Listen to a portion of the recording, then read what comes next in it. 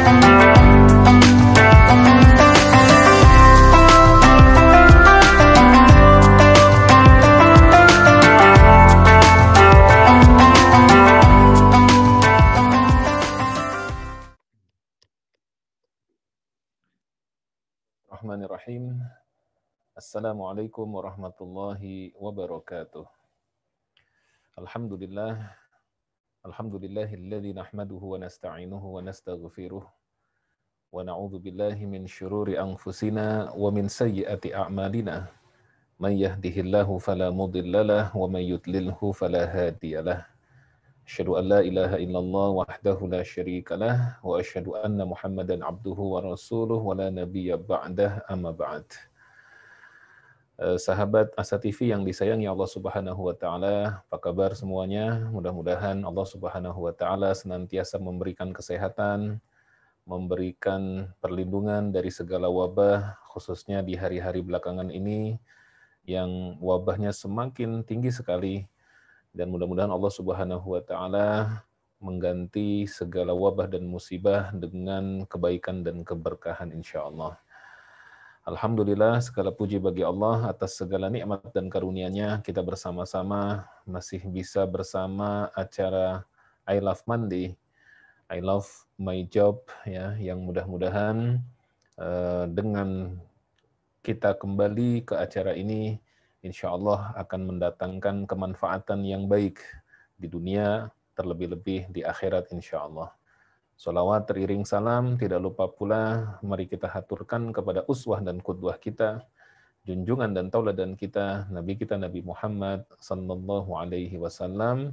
Mudah-mudahan kita termasuk orang-orang yang istiqomah menapaktilasi sunnah-sunnah beliau dalam seluruh aspek kehidupan kita, termasuk dalam muamalah sebagaimana tema kita dalam kesempatan ini, dan mudah-mudahan juga insya Allah kita semua termasuk ke dalam golongan umatnya yang kelak mendapatkan syafaat dari beliau, amin ya rabbal alamin.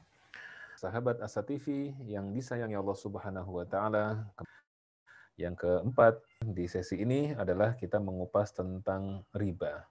Di Maisir, aniaya, ghoror, haram, riba, maghrib ya.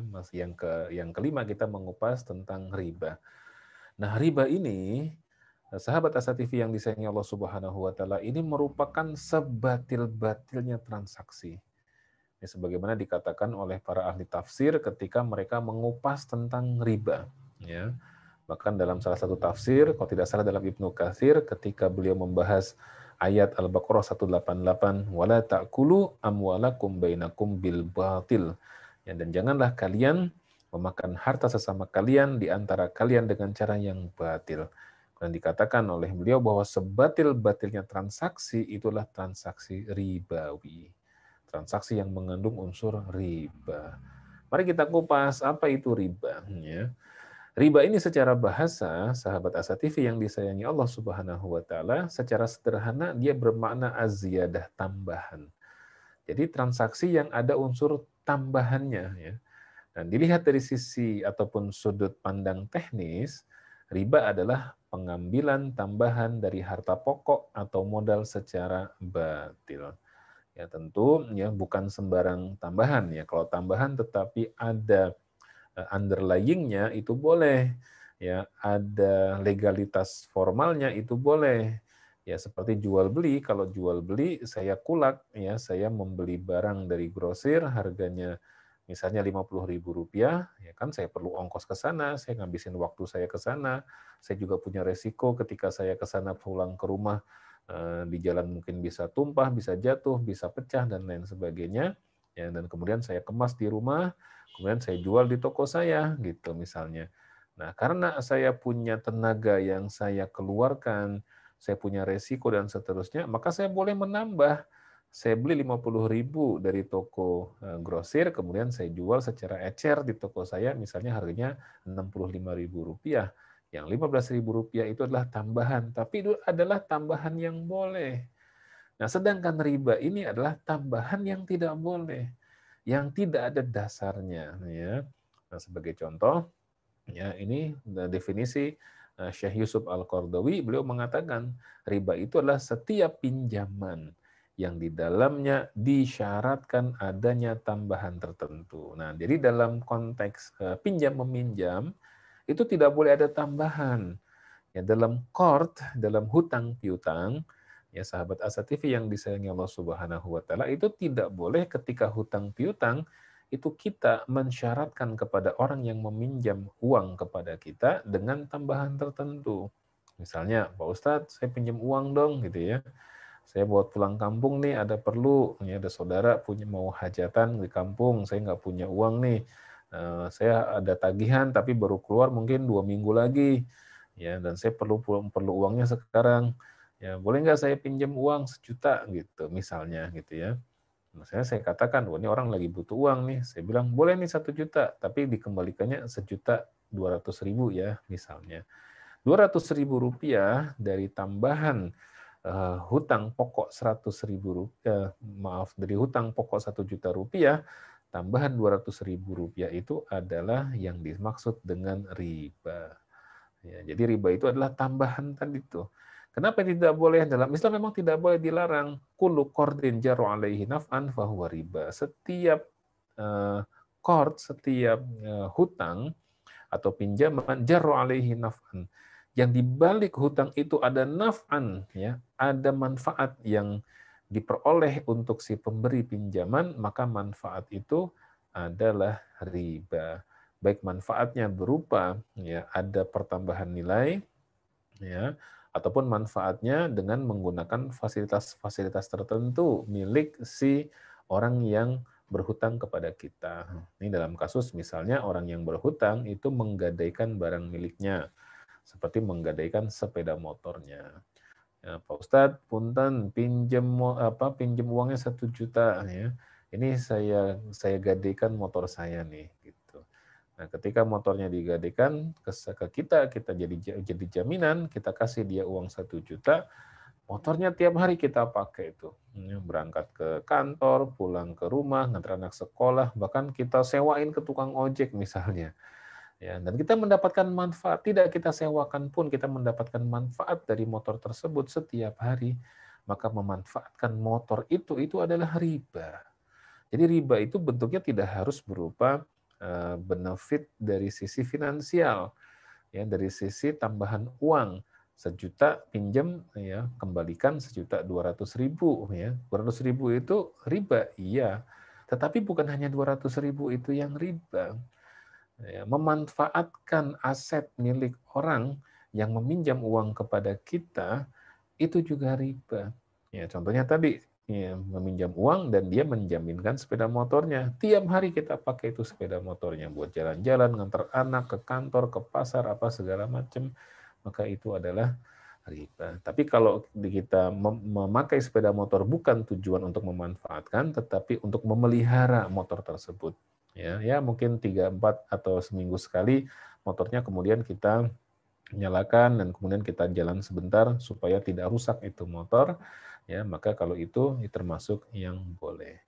Nah bahkan menurut ulama Hambali masih dalam definisi riba itu kelebihan suatu harta tanpa penggantian di dalam suatu kontrak pertukaran harta dengan harta itu adalah riba.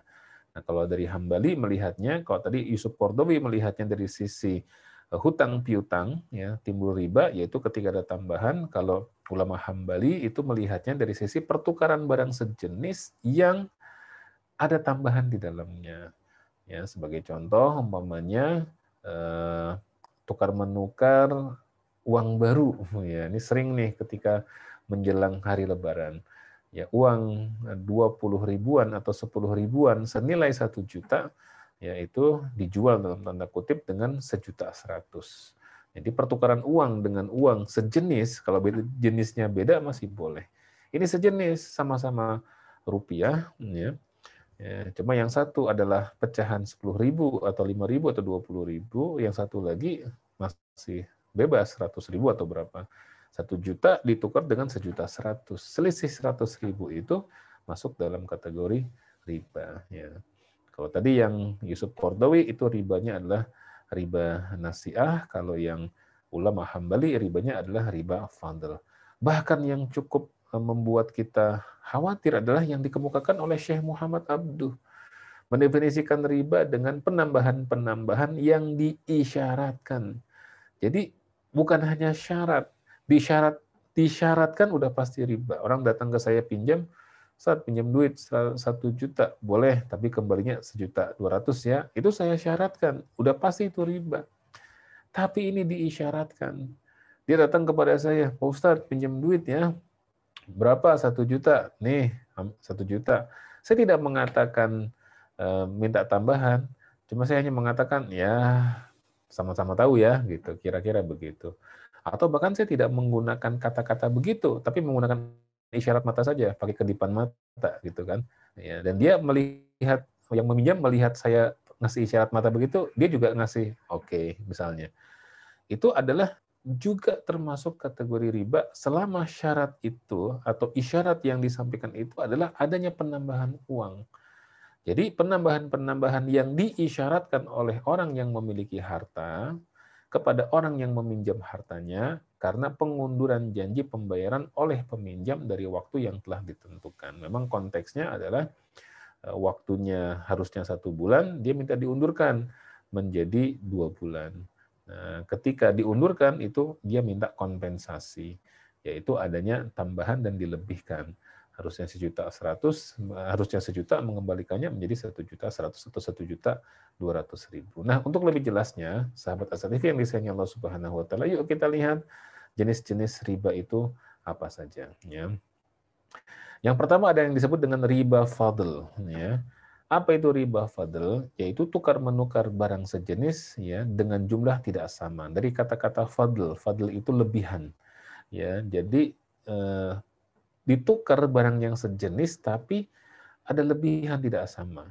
Ini seperti jasa penukaran uang receh, ya, baik ketika hari raya Idul Fitri atau juga seperti yang ada di terminal, ya. Maaf ya, apa namanya, kenek ya, atau ya kenek ya, yang kemudian biasa membantu sopir ya di angkutan umum untuk menerima pembayaran dan seterusnya, dan dia kadang-kadang tidak ada uang receh, maka di saat di terminal ada biasanya ibu-ibu atau bapak-bapak yang jualan jasa uang receh gitu ya, karena kan orang perlu kembalian, maka dia menjual uang receh misalnya ya 100.000 ya, itu ditukar dengan 95.000 uang receh. 100.000 uang biasa ditukar dengan 95.000 uang biasa. Ada pertukaran uang dengan uang, rupiah dengan rupiah, ya jenisnya sama, tetapi nominalnya tidak sama. Yang satu 100.000, yang satu 95.000, dan ini adalah riba. Ya. Termasuk tadi kalau yang lebaran itu udah pasti, itu udah jelas, yang di pinggir-pinggir jalan. Ya, jadi kalau mau lebaran nukar uang jangan di pinggir jalan karena itu udah pasti riba. Ya, kalau nukar sekalian aja ke bank. Bank syariah juga menyediakan kok jasa penukaran uang itu, dan itu tidak dikenakan apapun. Ya, tidak dikenakan apapun ya. Jadi seperti itu. Atau juga tukar menukar barang sejenis dengan waktu yang berbeda ya, penukaran falas yang tidak tunai. Nah, ini juga penting nih. Pak Ustadz, bagaimana hukum trading forex ya, atau apa namanya, falas, valuta asing ya. Sebenarnya dalam Islam jual beli valuta asing, yang apa, mata uang asing itu kita boleh sebenarnya. Ya, saya mau umroh misalnya perlu uang real, saya datang ke money changer lantas menukar uang saya 1 juta rupiah ditukar dengan uang real karena saya butuh uang real nanti selama di tanah suci misalnya. Dan yang jual boleh ngambil untung nggak? Boleh. Nah, ini bedanya. Kalau satu jenisnya sama rupiah dengan rupiah, tidak boleh ngambil untung. Tapi kalau jenisnya berbeda, nah dalam fikih itu disebut dengan sorf. Ya, boleh, tetapi ada syaratnya. Apa syaratnya? Harus cash dua-duanya. Rupiahnya sekarang, ya, realnya juga sekarang. Atau dengan kasus dolar, rupiahnya sekarang, dolarnya sekarang.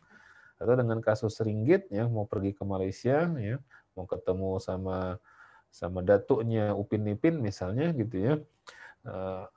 Uang rupiahnya sekarang, uang ringgitnya juga sekarang. Ya, tidak boleh umpamanya rupiahnya sekarang tetapi dolarnya bulan depan. Nah, kalau begitu maka itu ada jeda waktu, ya, tidak tunai. Kenapa itu dilarang? Karena yang menerima duluan dia bisa memanfaatkan uang itu, sementara yang belum menerima dia dirugikan, ya, dirugikan dia. Oleh karena itu tuh dilarang oleh Nabi SAW. Karena dalam transaksi dalam Islam itu makosidnya dua-duanya harus saling untung, ya. Ini transaksi. Ini riba fadl. Nah, riba fadl ini dasarnya tidak boleh itu adalah ketika sahabat Nabi yang bernama Bilal bin Rabah. Bilal datang menemui Nabi Shallallahu Alaihi Wasallam membawa kurma yang enak, ya. Dan ini kebiasaan sahabat ketika punya sesuatu yang istimewa datang kepada Nabi dan memberikan sebagian kepada Nabi. Wahai Nabi, ini ada kurma enak, kira-kira bahasa kitanya begitu. Maka Nabi mengambilnya dan memakannya. Dan Nabi kemudian bertanya kepada Bilal, wah, ya, dapat dari mana kurma ini wahai Bilal? Ya, karena Nabi tahu Bilal dari daerah mana, dan kurma sejenis ini tidak ada di dalam daerahnya Bilal. Maka kemudian Bilal bercerita kepada Nabi Shallallahu Alaihi Wasallam, wahai Rasulullah, aku punya 2 sok, ya, aku punya, kalau bahasa kita punya 2 kilo kurma kualitas biasa, aku tukar dengan 1 kilo kurma kualitas istimewa. Apa jawaban Nabi? Ya hada ainur riba. Wahai Bilal, ini riba. Tidak boleh kamu melakukan transaksi seperti itu. Ya. Kenapa ini riba, sahabat asatif yang dimuliakan Allah? Karena bisa jadi Bilal itu dirugikan. Contoh misalnya, 2 kilo kurma milik Bilal tadi kualitasnya kualitas biasa. Ya, ditukar dengan 1 kilo kurma kualitas istimewa. 2 kilo kurma kualitas biasa itu misalnya harga per kilonya misalnya 100.000. Ya, 2 kilo harusnya nilainya 200.000. Sementara kurma yang istimewa mungkin harga per kilonya 150.000. Ditukar 2 kilo punya Bilal yang 100.000 kali 2 berarti 200.000 dengan kurma istimewa 1 kilo hanya 150.000. Sehingga ada yang dirugikan gitu. Maka kata Nabi kepada Bilal, ya, caranya adalah jual dulu kurmamu itu. Ya, jual dulu kurma yang kualitas biasa tadi 2 kilo itu, katakanlah 1 kilonya 100.000 kali 2 berarti 200.000. Setelah itu beli kurma yang kualitas istimewa 150.000 sehingga tidak ada yang dirugikan gitu. Jadi transaksinya kira-kira seperti itu. Nah, riba yang kedua namanya adalah riba nasi'ah. Nah, riba nasi'ah ini contohnya adalah diantaranya hutang berbunga. Ya, nah, contoh seperti kalau kita, nah ini juga hati-hati nih buat para sahabat Asa TV yang punya kartu kredit, ya. Kalau bisa kartu kreditnya udah dibalikin aja atau digunting aja, ya. Kalaupun mau pakai kartu kreditnya yang syariah saja. Di beberapa bank syariah sudah menyediakan layanan kartu kredit, ya, tanpa bunga. Loh, nanti nggak ada bunganya, nggak ada. Yang ada adalah annual fee, ya, jasa atau biaya jasa. Ada annual fee, ada monthly fee, ya. Karena kita jadi konsepnya adalah bank penerbit kartu kredit itu, ya, memberikan kartu itu kepada kita, dan ketika kartu itu sudah kita miliki dengan term and condition yang disepakati, maka berarti kita mendapat fasilitas.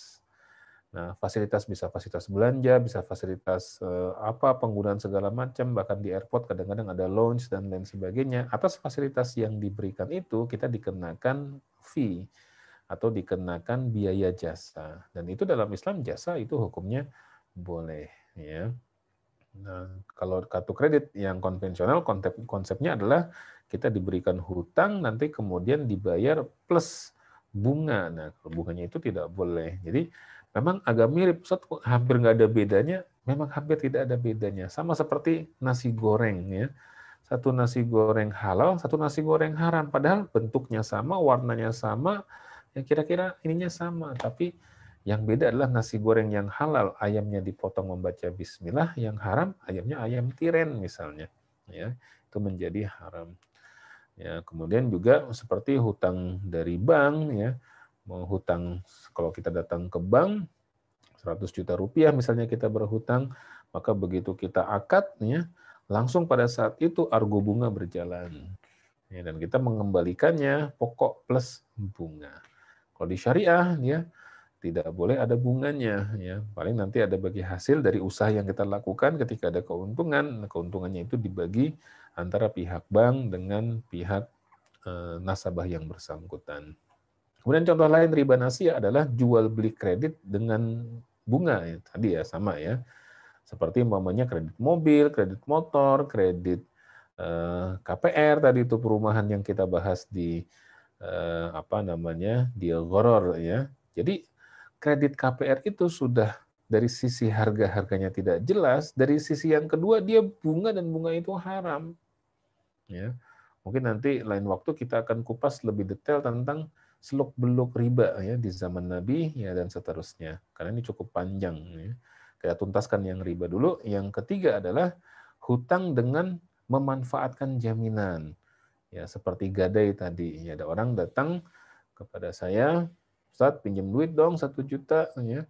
Saya bakal pulang kampung ya. Ini saya gadaikan di motor saya. Nah, kemudian saya kasih uang 1 juta, motornya saya gunakan buat motor-motor, buat apa segala macam. Maka memanfaatkan motor milik orang yang berhutang itu adalah riba. Bahkan kalau di kampung bukan hanya motor, kadang-kadang sawah yang digadaikan. Mau ngawinin anak, mau apa segala macam, gadein 10 juta. Kita kasih pinjaman 10 juta, sawahnya digadaikan ke kita. Maka nanti hasil panennya apa segala macam jadi milik kita. Ya, maka berarti kita mendatangkan atau memanfaatkan mendapatkan manfaat dari hutang yang kita berikan. Jadi konsep dalam Islam kalau hutang itu ya harus sama, tidak boleh lebih, tidak boleh kurang. Hutang 1 juta balikin 1 juta, hutang 2 juta balikin 2 juta. Maka hutang 1 juta dibalikin 1,5 juta atau hutang 1 juta dibalikin 1 juta plus ya, mangga 5 kilo misalnya ya.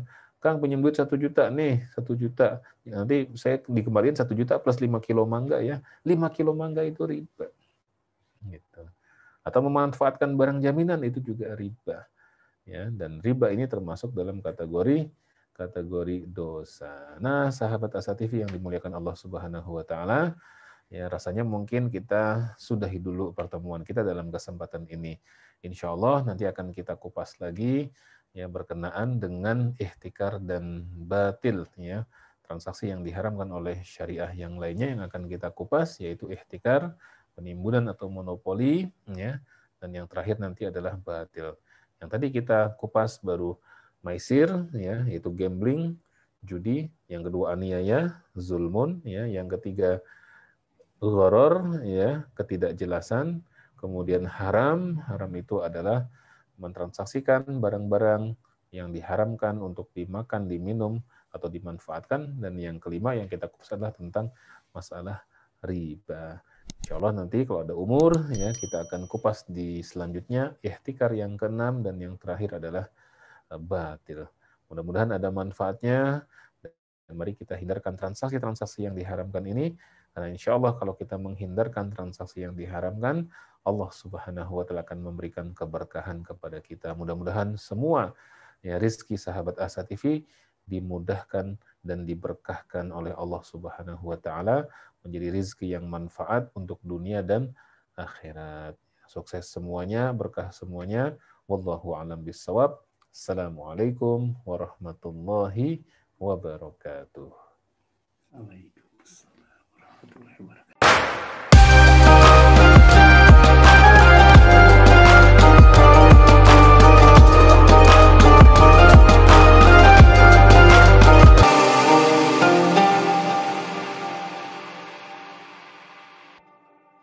أعوذ بالله من الشيطان الرجيم. بسم الله الرحمن الرحيم والعصر إن الإنسان لفي خسر إلا الذين آمنوا وعملوا الصالحات وتواصوا بالحق وتواصوا بالصبر.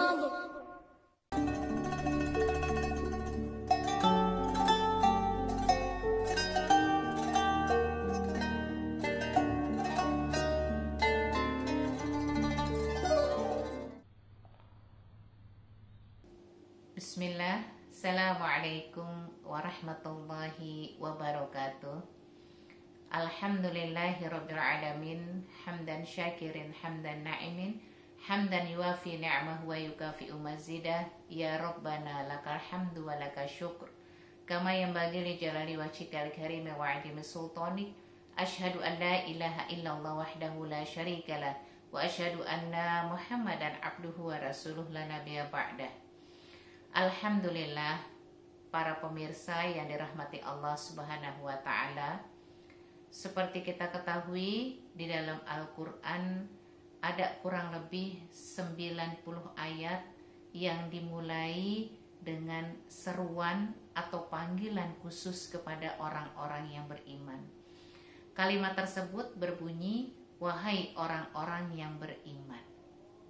Panggilan tersebut merupakan panggilan cinta Allah yang mendalam kepada orang-orang yang beriman. Sehingga orang-orang yang beriman yang diseru dan dipanggil oleh Allah Subhanahu wa taala tidak merasa keberatan untuk melaksanakan seruan tersebut.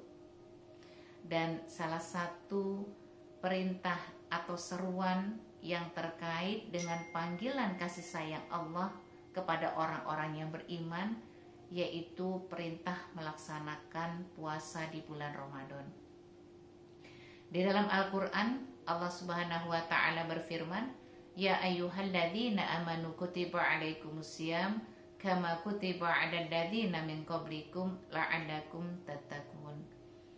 Panggilan tersebut merupakan panggilan seruan kasih sayang Allah kepada orang-orang yang beriman untuk melaksanakan ibadah puasa.